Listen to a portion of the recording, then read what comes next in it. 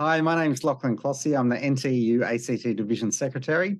As you can imagine, we've had a lot of questions about the ANU salary offer, which we received yesterday on the 1st of June. So this is a quick video to take you through what the offer is, some of the background context, and how negotiations are going. So I'll step through these slides.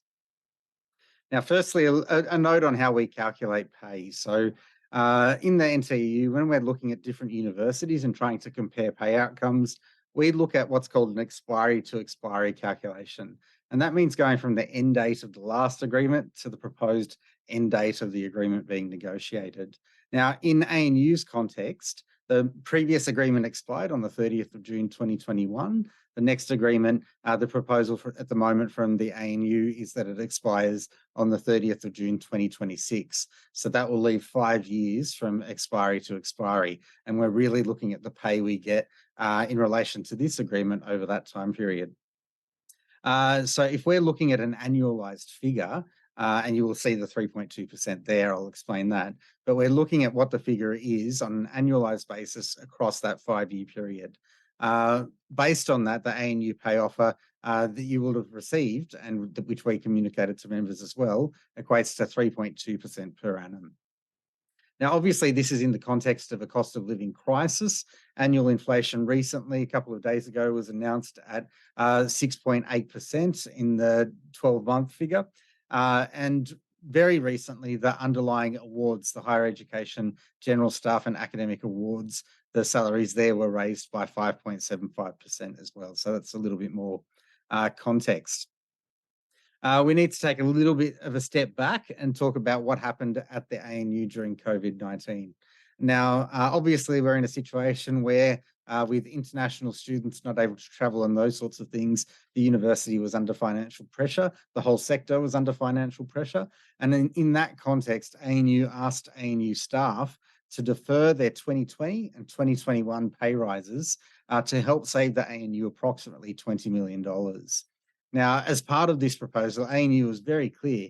The NTU raised serious objections to this, but the ANU was very clear that this was a measure designed to save jobs. So the promise was that this would save jobs. The second promise was that this is just a pay deferral. It's not foregoing a pay rise. Now, the NTU raised concerns on both matters that we weren't sure it would protect jobs. And secondly, that any pay rise that was deferred would be very difficult to win back. And what that means in practice for those pay rises was that the pay rise that ANU staff received in mid-2021 was really the one that belonged to mid-2020.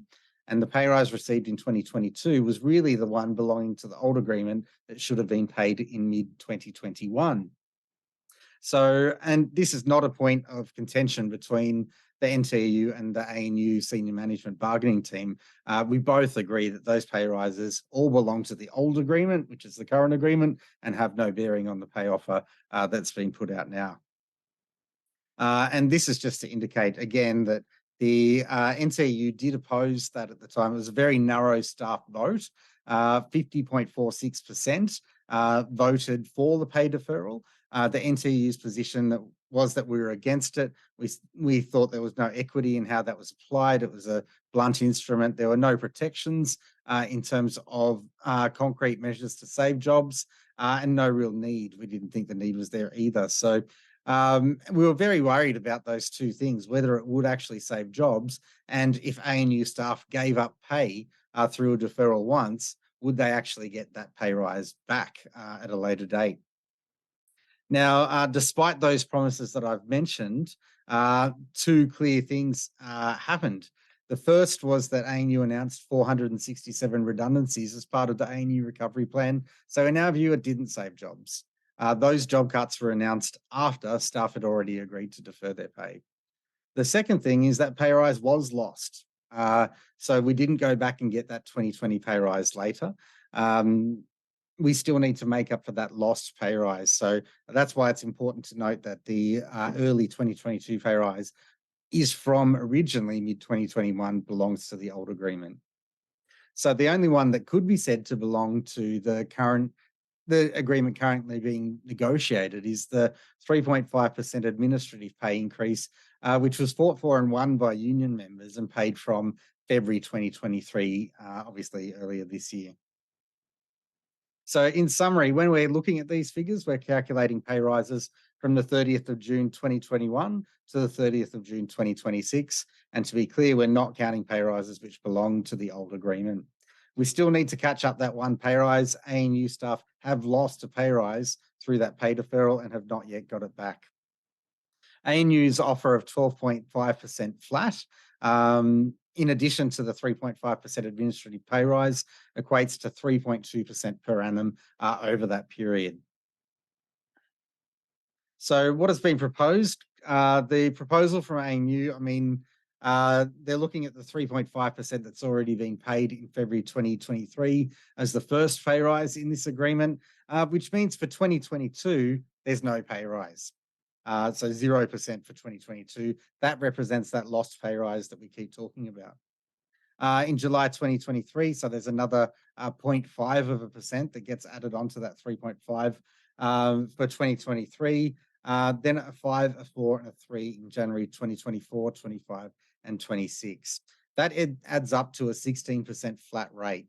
Now, ANU have used a cumulative figure in their communications with staff. We compare apples and apples. So when we're talking about flat pay rises at ANU of 16%, and we're comparing that to other universities, as we will in a second, we're comparing flat with flat. Cumulative pay rises are really a way of expressing a pay rise when it's not a very good offer to try to inflate it, to try to make it look better than it is. We don't use that. I mean, we could just as easily go through every other university and add theirs up on a cumulative basis to give a better basis for comparison. But we think a flat pay rise is the best way to express that. And to make the point very clear as to why the NTU is basically taken aback by this offer, considers this a lowball offer. At 3.2% per annum, this would represent the worst outcome on salary this round negotiated in the sector in terms of negotiated outcomes. Here's a table which shows what's happening elsewhere.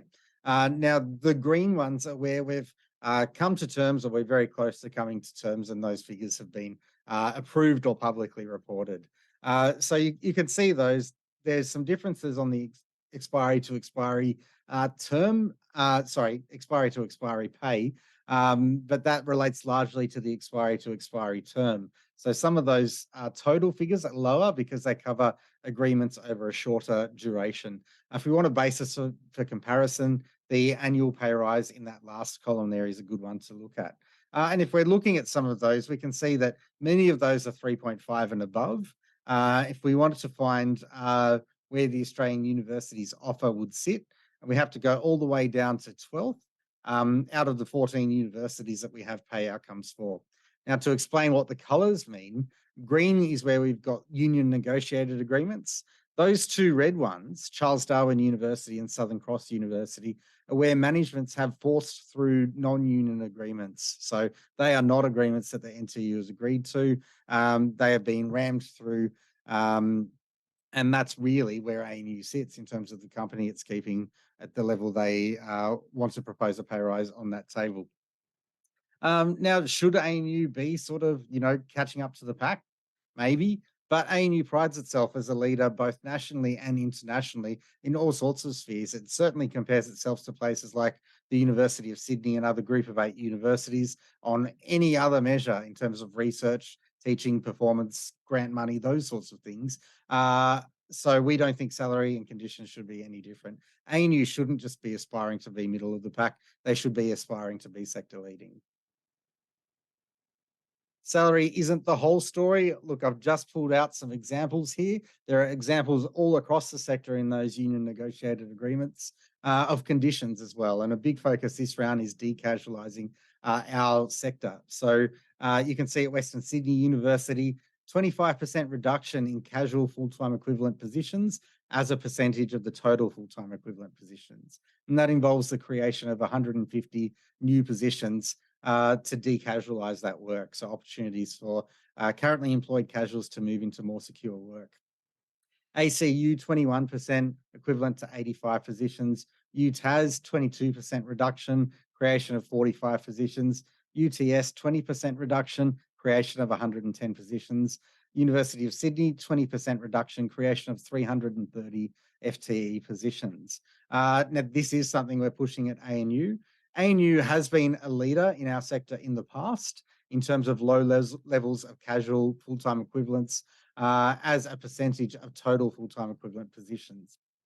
Unfortunately, in recent years, that's slipped. The most recent figures go up to 2020, but basically from 2011 to 2016, ANU was in the top 5 in the sector.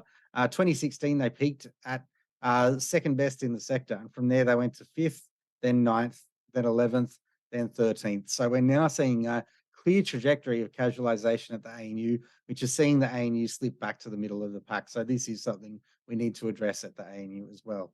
Now, it's not just casual conditions. We've got claims in around fixed term conditions and other job security measures. In fact, if we go to our key claims, we don't think we're there on salary.